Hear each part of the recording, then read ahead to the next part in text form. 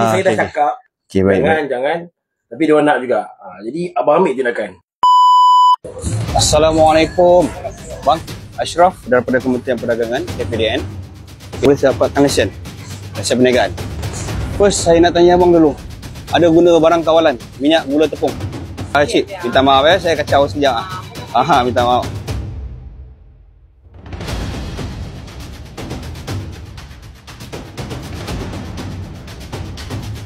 Abang sedia maklum kan? Tapi kenapa masih buat? Dalam minyak botol tu kadang-kadang pun habis. Malah. Jadi mana yang sempat je lah.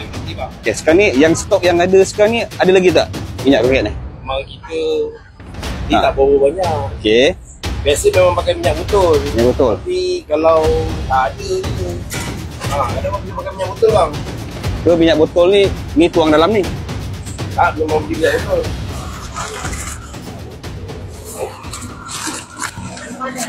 Minyak tu beli kat mana tak? Kadang-kadang mana ada kasih 2-3 tu komponen. Tapi saya nampak tu satu kotak tu macam tak buka lagi tu. Tak buka lagi. Yang satu kotak tu siapa bagi? Kedai runcit dah? Dia nak dekat toko. Kedai runcit dah? Okay. Saya beras, ada kata, boleh makcik saya tu nak tukar tauki lain kan.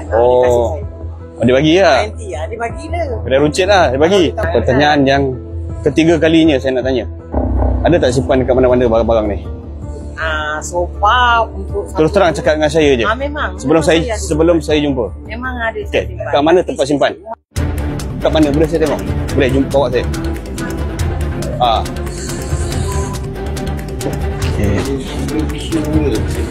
Waduh.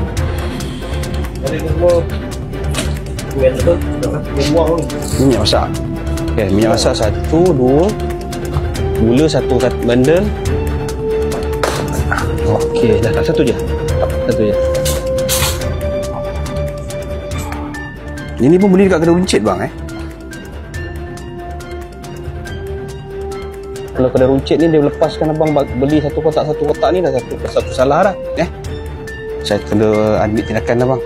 Saya tak boleh kompromi lah sebab menjurus kepada barang-barang kawalan.